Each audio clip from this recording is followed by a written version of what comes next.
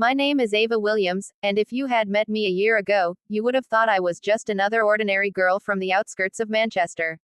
Quiet, focused, a little too obsessed with coffee and computer codes. People rarely noticed me, and honestly, I didn't mind. Because for me, the only thing that mattered was my family. But today, as I sit here staring at the glowing city lights outside my tiny apartment window, all I can taste is betrayal. The kind that doesn't just break your heart. It rewrites who you are. They say villains aren't born, they're created. I didn't believe that, until the day my father looked into my eyes and said the words that changed my life forever. Your sister will take over the company now. And just like that, everything I had built, everything I had saved, was handed to the one person who never lifted a finger. But I'm getting ahead of myself. Let me take you back. My beginning. I was the nerdy daughter. The one who preferred coding over parties, coffee over conversations, and broken laptops over broken hearts. Our family company, Williams Tech Solutions, was my universe. I grew up between server rooms and meeting halls. While my sister, Elena, grew up between luxury malls and designer boutiques. She was beautiful, charismatic, the kind of girl who could walk into a room and have everyone instantly adore her. And me, I was the invisible one, the girl with messy buns and dark circles, tapping away on her laptop while the world passed by. But no one, not even Elena, knew how much I had built behind the scenes. The fall. 6 months ago, our company was dying. Bankruptcy notices piled up on the dining table like unpaid sins. Investors pulled out. Clients migrated. Rumors spread everywhere in London's business circles. Williams Tech is crashing. Mismanagement. The company won't last a month. I watched my father age in those weeks, hair grayer, voice raspier, shoulders heavier. He tried everything. Loans, pitches, partnerships. Nothing worked. Until one night, I quietly placed a USB on his desk. He frowned. Ava, what's this? I swallowed the fear in my throat. It's a system I built.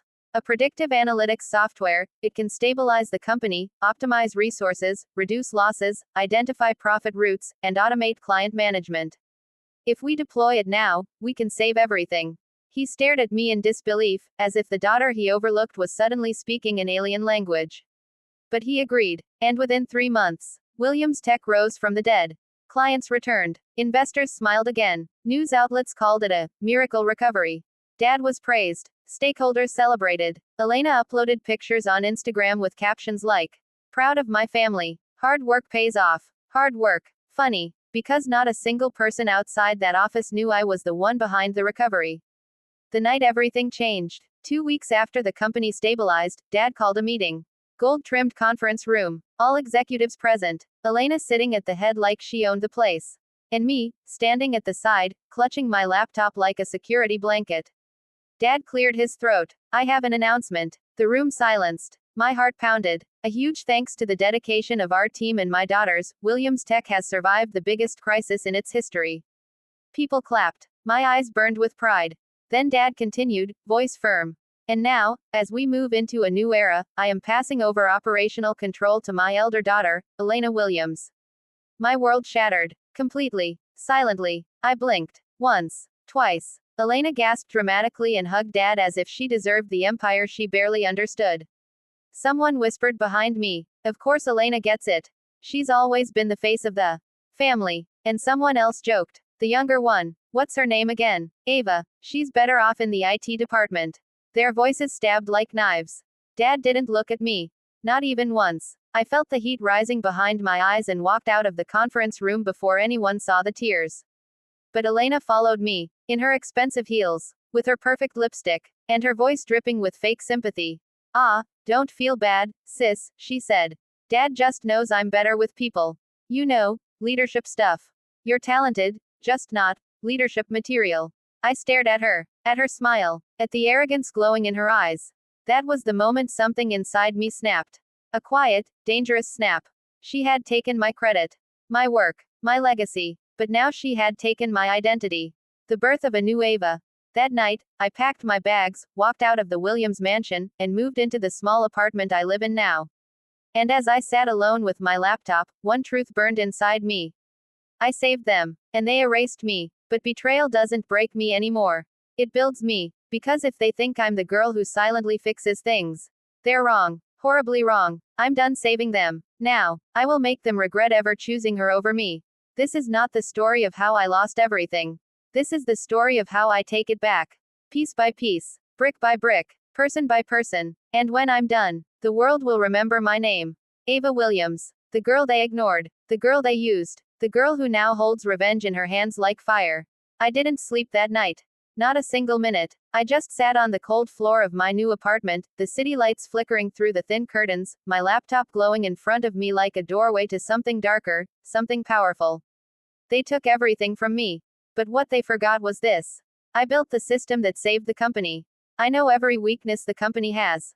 Every password, every vulnerability, every fracture hidden behind their glossy success. And no one, not Dad, not Elena, could take that knowledge away from me. Vanishing quietly. Before planning revenge, I needed freedom. I needed to disappear. Not physically, digitally. So the first thing I did was rewrite my own records inside the company system. I removed my name from future project logs. From current employee rosters. From saved credentials. I became a ghost within the system I created. Why? Because ghosts cannot be traced. No one would know when I entered the system. When I altered it. When I pulled strings to create cracks they would never see coming. Watching from the shadows. I created a silent monitoring tool, nothing malicious, just something that sat quietly inside the company servers like a heartbeat sensor.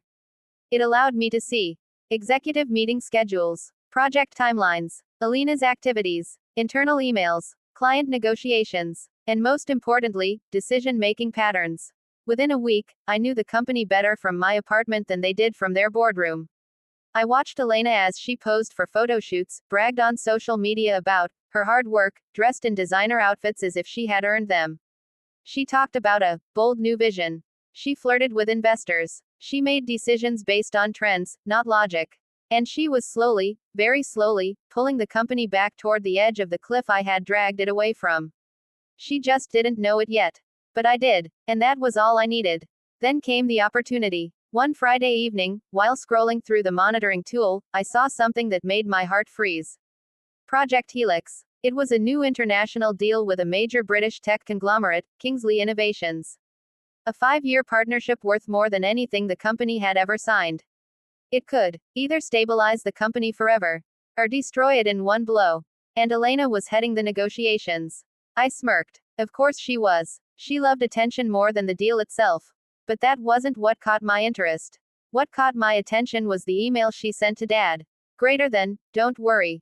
Ava's old system already has predictive strategies for this. We'll just reuse her modules. She was planning to steal my software again. My work. My solutions. My intellectual blood. She had no idea the system had already changed. Because I had changed it. A slow burning fire ignited in my chest. This was it. My first chance. My first strike. The first trap. If Elena wanted to use my software for Project Helix, fine. Let her. I opened the module she was planning to use. A resource forecast algorithm that could calculate risk and profit margins. And then I added one tiny adjustment. A perfectly invisible one. A variable switch. Just a number. Hidden in thousands of lines of code. That would redirect Elena's data predictions by 2.2% toward the wrong direction. Not huge. Not suspicious. But enough to push her into a wrong decision.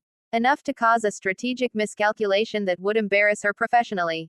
A small fall. Just enough to shake her confidence. Revenge, after all, must be slow. Precise. Personal. I didn't want to destroy her. Not yet. I wanted her to break little by little. Until the world saw what I already knew. She was unqualified. Undeserving. A queen with a borrowed crown.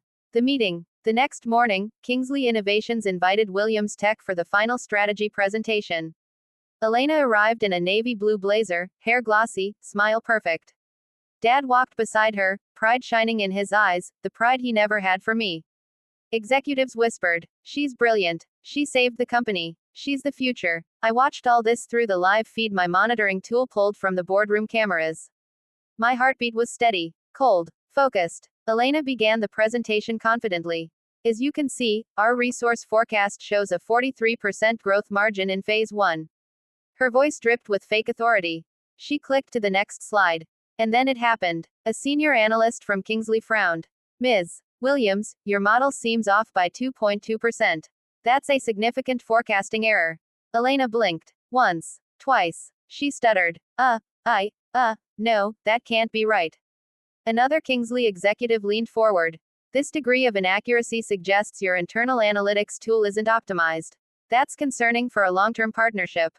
Dad's face changed. Confusion, embarrassment, fear. People in the room shifted uncomfortably. Someone whispered, "She should have tested the algorithm." Another said, "This is basic forecasting, how did she miss that?" Alina's cheeks turned red, hands trembling, voice breaking. She looked like a glass doll with a crack running down her center. Beautiful, fragile, exposed. My revenge tasted like cold honey. Sweet, but not enough. But the best part. Dad leaned toward her and whispered harshly, "Elena, what did you do?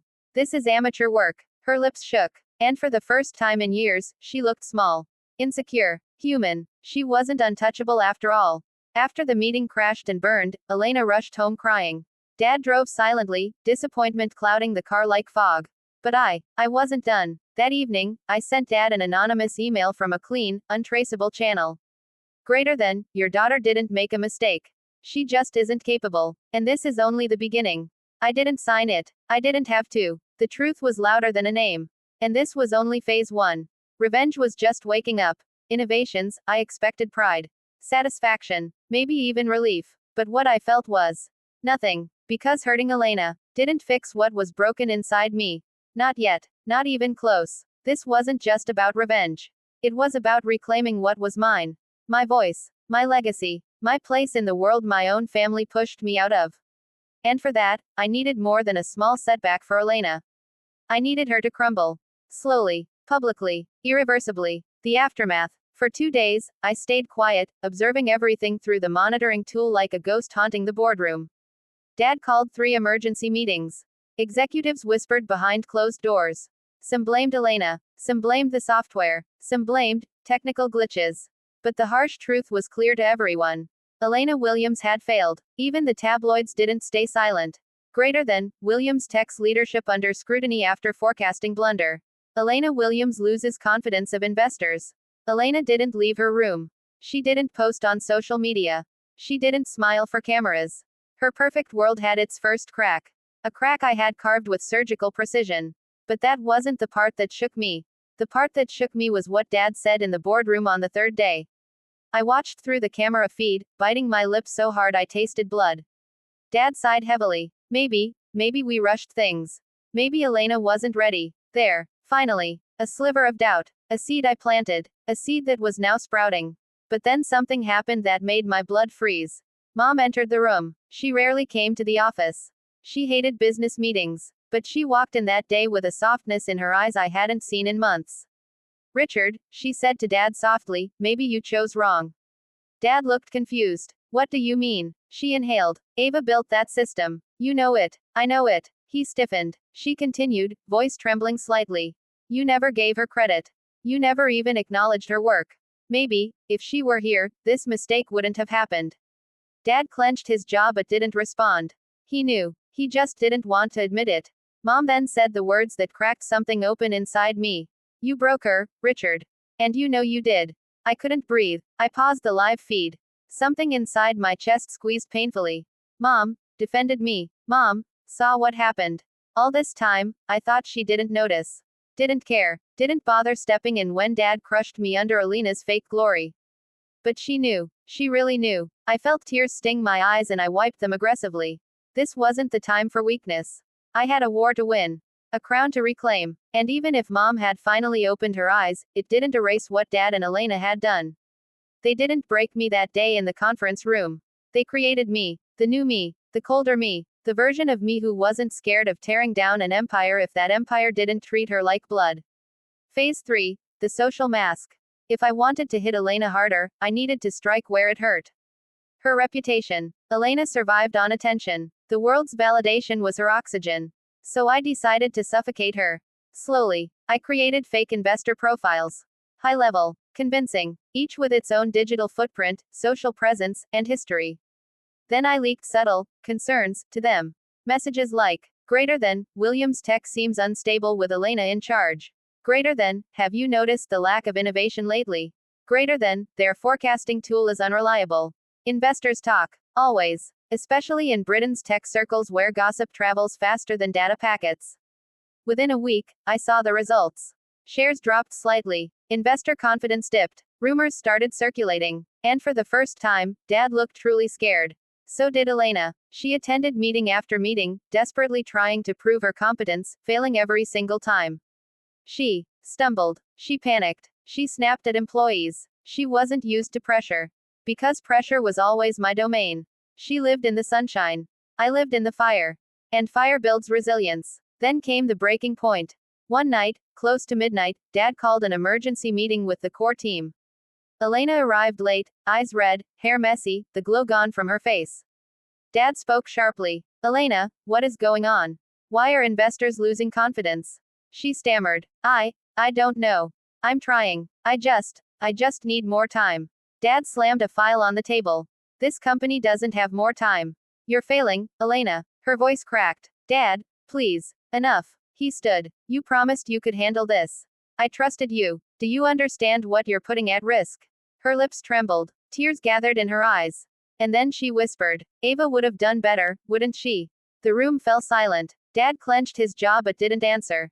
And that silence. That 1 second of silence. It broke her. She knew the answer. Even if he didn't say it. She knew. And me. I watched from my apartment, my heart pounding with conflicting emotions. Satisfaction. Sadness. Anger. Victory. Regret. Because revenge was starting to feel less like justice. And more like a transformation. I wasn't just hurting Elena anymore. I was changing her. Changing Dad's. Changing myself. The unexpected blow. The next morning, while monitoring the system, I saw a notification. Access request detected. User, Elena Williams. Location, her personal laptop. Directory, Ava's old project files. My pulse spiked. She was digging into my work. Why? Hours later, I got my answer. She wrote an email I never expected. Greater than to Ava. From Elena. Subject. Please, I need to talk to you. Ava, I messed up. I don't know what I'm doing. I know you hate me, maybe you have every right to. But please, can we meet? Just once. I need your help, please. I stared at the email for a long, long time. Was this guilt, fear, desperation, or a trap? I didn't know yet, but I did know one thing. This story had just reached a place I hadn't planned for. Because if Elena wanted a meeting, I would give her one. But on my terms, not hers. Stared at Elena's email for so long that the city outside my window shifted from night blue to morning gray. Her words replayed in my mind again and again. Please, I need to talk to you. I messed up. I need your help. A few weeks ago, I would have given anything to hear those words. Years of being overlooked, ignored, overshadowed, even by my own sister, had carved deep bruises inside me. And now here she was, finally acknowledging my worth. But instead of satisfaction, I felt something strange. Suspicion. Because Elena wasn't the type to admit weakness. Not publicly, not privately, not even to herself. So why now? Was she genuinely desperate? Or was this just another manipulation wrapped in softness? I closed my laptop and leaned back, inhaling sharply. Whether it was guilt, fear, or a trap, one thing was certain. Elena needed me more than I needed her. And that gave me the power. The meeting location. I didn't want to meet at home. Or at the office. Or anywhere someone could overhear us. So I chose a neutral place. A quiet riverside cafe in London, early morning, when the world was still half asleep. I arrived first, ordered a black coffee, sat in a corner facing the door, and waited. My chest felt tight, not with fear, but with an unresolved ache I had been ignoring for years. At exactly 7:30 a.m., she walked in. Elena wasn't Elena anymore. Her hair was unbrushed. Her eyes were swollen from crying. Her blazer was wrinkled. And for the first time in my life, she looked human, breakable, small. She spotted me and froze.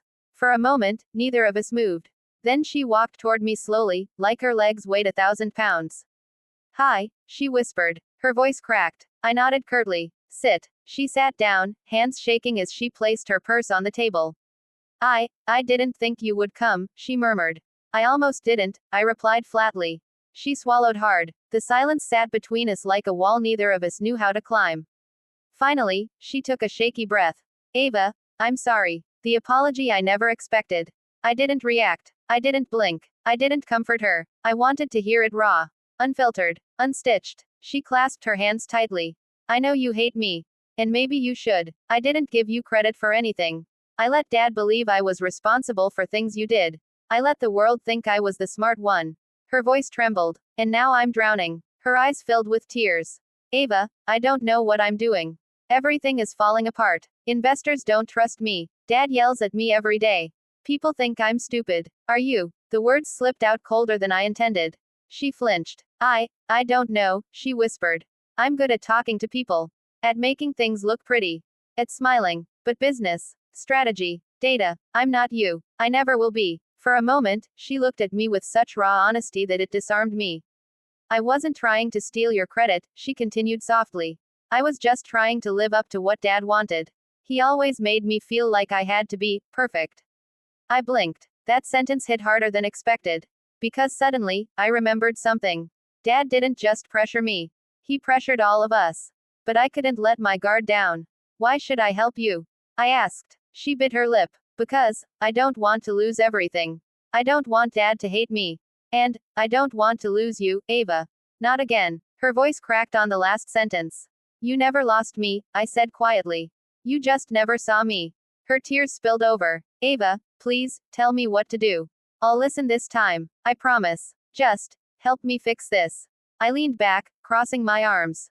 You want me to save you again? She nodded helplessly. Yes. No. Her eyes widened. What? No, Elena, I'm not saving you. Not this time. Her lips trembled. But, Ava, you didn't come here because you care. My voice was calm, firm, unshaking. You came because you're scared. And because you want your throne back. She looked away in shame. Ava, I'm sorry. You're sorry now, I said. But where was this sorry when Dad announced you as the company head? When everyone praised you for my work? When you acted like you earned everything? She had no answer. Because the truth was heavy. And she finally felt its weight. The turning point. She whispered weakly, then, what do you want? Ah, there it was. The question I had been waiting for. What do I want? I repeated, leaning closer. Simple. I want you to resign. Her breath hitched. Resign. Ava, I can't. You can. And you will. She shook her head rapidly. No, Dad will never forgive me. The board will laugh at me. I'll be a failure. You already are failing. I cut her off calmly. And if you stay, you'll destroy the company too. Her voice dropped to a whisper. So this is your revenge. I didn't answer. Because maybe it was. And maybe it wasn't. Maybe this was justice. Balance. Truth. Or maybe it was the little girl inside me finally demanding fairness. Elena looked at me with defeated, shattered eyes. But what about you? She whispered. What will you do? I stood up slowly. I'll take back what was mine. She swallowed hard. And what if Dad doesn't agree? I leaned down, my voice barely above a whisper. He won't have a choice. Elena stared at me, fear and admiration mixed in her gaze. And for the first time in our lives, she realized I wasn't the quiet, forgettable sister anymore. I was the storm she never saw coming. I walked out of the cafe without looking back. But one thing was certain. Elena would resign, either willingly, or because I would give her no other option. And now the real war was about to begin. Elena's broken voice followed me all the way down the street. Her trembling apology, her confession, her fear. For a moment, a very small moment, the pain in her voice chipped at my anger like a weak hammer against steel. But steel doesn't break that easily. Not after years of being unseen, unheard, unvalued. She wanted help without giving up her throne. She wanted forgiveness without surrender. She wanted to fix her image, not her mistakes. I wouldn't let her use me again. Not this time. Not ever. This war wasn't between me and Elena anymore. It was between me and the man who taught her to steal light that didn't belong to her. The confrontation I had been waiting for. The next morning, I walked into Williams Tech headquarters for the first time in months. Every employee I passed looked startled. Some whispered. Some straightened nervously. Because I wasn't the timid, quiet Ava anymore. I walked like someone who belonged there. Because I did. More than anyone. When I reached the top floor, Dad's assistant froze. Hey Ava, you don't have an appointment. I don't need one. She hesitated. Then she slowly nodded and pressed the intercom. Sir, your daughter is here. A long silence. Then Dad's voice, stiff and irritated. Which one? The assistant swallowed. Ava. A beat. Another. Then, send her in. Facing the man who chose the wrong daughter. Dad's office hadn't changed. Same mahogany desk. Same heavy curtains. Same brass clock ticking like it owned the room. But he looked older. Frowning at me like I was an unexpected bill he couldn't afford. Ava, he said without standing. What is this? Why are you here? I closed the door behind me. Then I walked to his desk and placed both hands on the surface. Calm, cold, direct. We need to talk. He leaned back, annoyed. I'm very busy. The company is falling apart, I finished. Because you put the wrong person in charge. His jaw tightened. Is that what this is about? He snapped. Jealousy. I laughed. A sharp, humorless sound. Jealous. No. Angry. Yes. But mostly, disappointed. His brows furrowed. In who? Your sister. In you. That struck him like a slap. You pushed me aside, I continued. You ignored my work. You let Elena take the credit. You treated me like an afterthought in the company I helped save. Ava, he began, but I raised my hand. No, you'll listen. For the first time, Dad actually fell silent. I built the system that saved this company, I said, voice steady. I fixed the financial collapse. I created the algorithms. I saved your reputation. He rubbed his temples. I know. No, you don't know. If you did, you wouldn't have erased me. His eyes flickered with something, shame, maybe. But I wasn't finished. Elena doesn't know how to lead. She doesn't understand the work. She doesn't see the dangers. She isn't ready. She never was. Dad sighed loudly. You don't understand the pressure she's under. And what about me? My voice cracked. Finally, the first time emotion broke through my anger. What about the pressure I was under when I saved this company? Did you ever check on me? Did you ever ask how I felt? Did you ever say, thank you? He looked down. You broke me, I whispered. And I still came back. Dad looked up sharply. Ava, what do you want? There it was. The question he didn't want to ask. The question I had been waiting months to hear. I straightened. I want what I earned. He didn't speak. So I continued. I want a leadership position. I want control of the tech division. And I want Elena to resign. His eyes widened. No, he said immediately. Elena is not stepping down. Then the company will fall. Don't threaten me, he snapped. I'm not threatening you, I said coldly. I'm warning you. Your investors are losing confidence, your daughter is drowning, and your company is heading toward another collapse. You can't survive this one without me. He froze. Because he knew it was true. Still, he tried to hold his ground. I won't force your sister out, he said stubbornly. You won't have to, I replied. She'll do it herself. His eyes narrowed. What do you mean? I leaned in. She asked for my help. Dad's expression shifted from shock, to confusion, to concern. When? Yesterday. He stood abruptly, pacing. Elena went to you. Yes. And you, refused. I told her to resign. He stopped walking. You told her what? I told her the truth, I said calmly. That she can't handle this. That the job isn't for her. Dad's face twisted in anger. You had no right. No, Dad. I stepped closer. You had no right to put her in a position that wasn't hers. And you had no right to push me out. He stared at me, breathing hard. Ava, he said finally, I made the decision I thought was best. I nodded slowly. I know. And now you'll make a new one. He narrowed his eyes. And if I don't? I smiled. A slow, dangerous smile I didn't know I could make. Then I walk away forever. And your company collapses with me. Dad's breath caught. Because he knew something. Without me, there was no Williams Tech. There never had been. A shift in his eyes. For the first time in my life. My father actually looked at me. Not as a daughter. Not as a backup option. Not as a shadow. He looked at me as if seeing strengths he had never acknowledged. Power he never expected. A version of me he couldn't control. Ava, he murmured, voice lower, almost defeated. What do you plan to do? I didn't blink. I plan to lead. The words hung between us like a crown suspended in the air. Waiting for someone worthy enough to wear it. Dad swallowed. I need time to think. No, I replied firmly. You need to decide. He stared at me. Then, slowly, very slowly. He nodded. Bring me a formal proposal. I already have one. I placed a folder on his desk.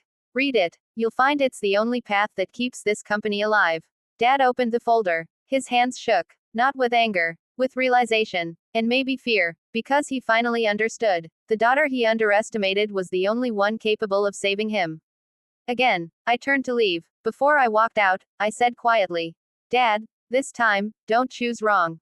Then I closed the door behind me. Outside the office. As I stepped into the hallway, my phone buzzed. A message. From Elena. Greater than, Ava, I've decided. I'm resigning today. Can you be there when I tell him? Asterisk. I stared at the screen. My revenge was working. My justice was unfolding. But something inside me twisted painfully. This wasn't over. Not yet. The next part would be the hardest. The moment everything breaks, or finally heals. London glowing below. The war was over, but the silence felt heavy. Oliver stepped beside me. Long day. I nodded. Long life, I said. He smiled softly. You earned this peace. Next morning, a soft knock. I looked up. Amelia. No makeup. No pride. No mask. She stood in front of my desk. Small. Shaking. Lana, I need to say something. I closed my file. Go ahead. I'm sorry. 2 words. Unexpected. Real. Her voice cracked. I was scared. Dad pushed me to be perfect. And when you saved the company, I panicked. I thought I was losing everything. So I tried to take everything from you. I stayed quiet. You didn't deserve any of it, she whispered. I took a slow breath. Amelia, I didn't want to destroy you. I wanted fairness and respect. She looked shocked. And now, she asked, when you're ready to be honest, not perfect. My door is open. She nodded, then left, and a weight finally lifted. That evening, I found Dad on the balcony. He looked older, tired, human. Lana, he struggled for words. I failed you. I moved beside him. I thought Amelia needed me more, he said. I didn't see you needed belief. And when you saved us, I felt small. I was afraid of losing control. I looked at him. Sometimes losing control is the only way we grow. Tears filled his eyes. I don't want to lose you. You won't, I said. Just trust me now. He squeezed my hand. For the first time, I do. A wound finally healed. 3 weeks later. Company stable. Investors impressed. Board respectful. A new era. A new leadership team. Amelia training for real work. Dad stepping back. Fraser OS expanding. Oliver quietly at my side. And me, the youngest tech CEO in the city. But more than that, I finally owned my life. Late night. Office dark. Hallways empty. I walked toward the elevator. Stopped at the glass wall. Saw my reflection. Stronger. Sharper. Unbreakable. I whispered. You survived betrayal. You rebuilt an empire. And you never lost your heart. This is your time. The elevator opened. I stepped inside. Doors closed. My era began.